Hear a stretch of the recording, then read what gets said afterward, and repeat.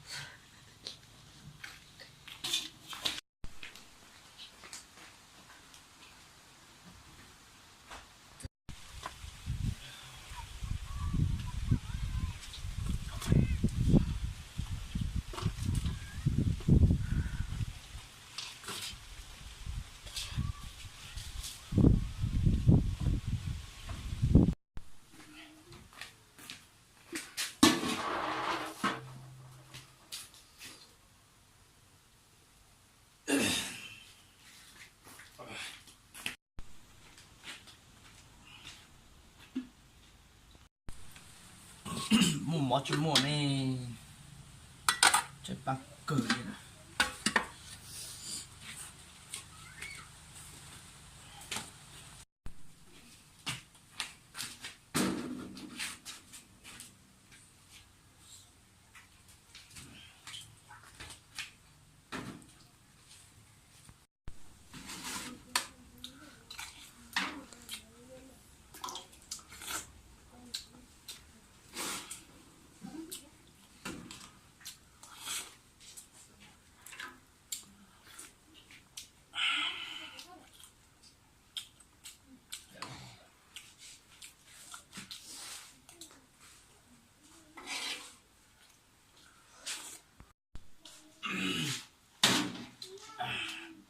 Tôm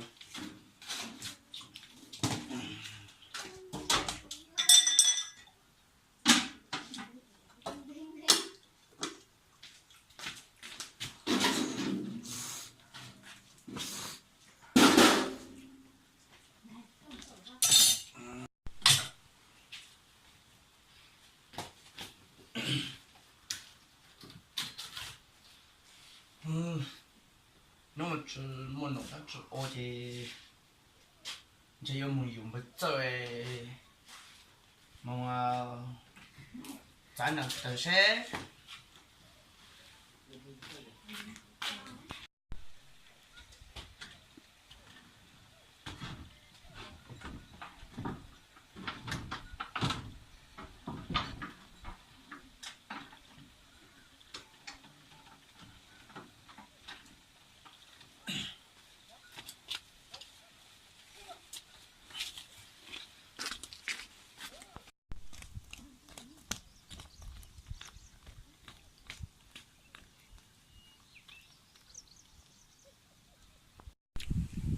bát chơi có biết chưa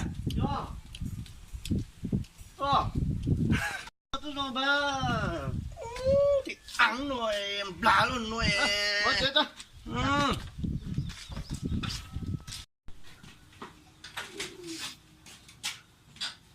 nhá tao chơi nhá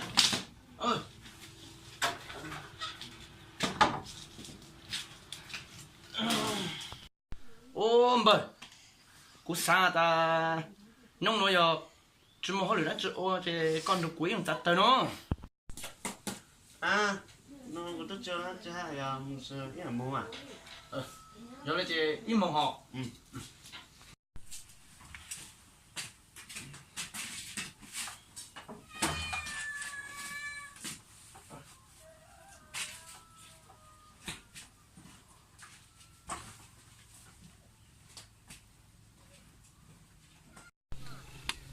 có tôi đó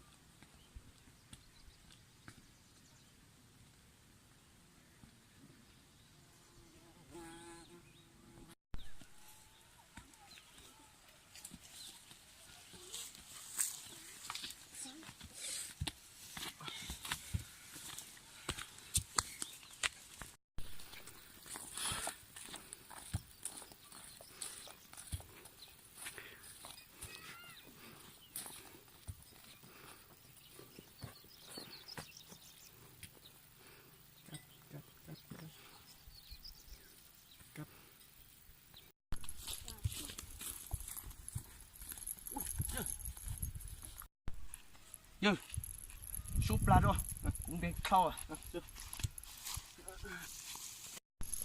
bây giờ tết chén là lúc sự cũ nó khó xếp chắp lại ở bây giờ yo cái là tôi mua cái tủ lông câu ấy là một khâu đầu tiên nó ít tàu nó thả mà nó siết chao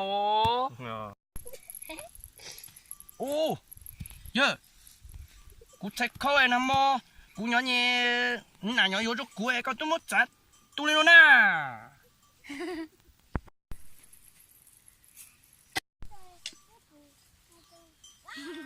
yeah à chị à lồng cổ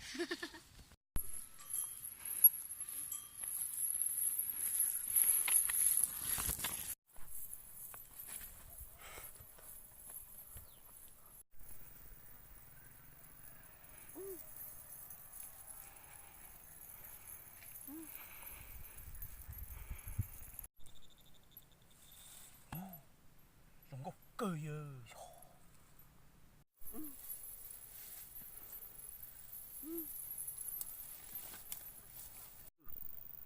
lông gốc dùng gốc cười im hú sa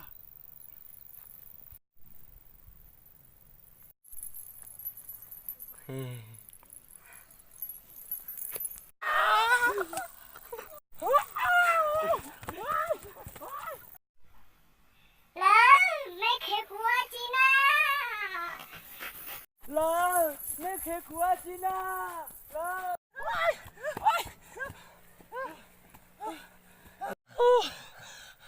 Yo, rồi nó bọt đau. Yo, một trẻ rồi, chỉ có tờ đi hả? Phải ra. Đuôi, sát tầm bộ nó. Mu, một chiều, một cái trẻ.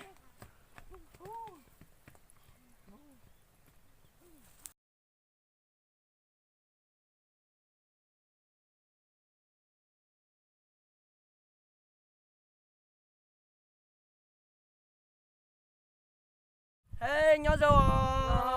Nhớ giống à.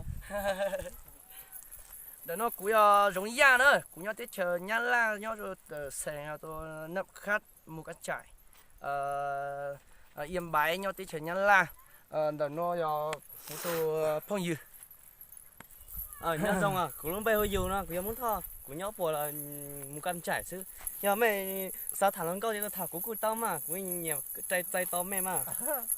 Ê, nhớ rồi, cũng vừa再说了，cũng nhớ cho lúc tới chờ ở tụi tôi khé tờ thế. Nhớ rồi, giờ thì mình sắp báo của phụ trào.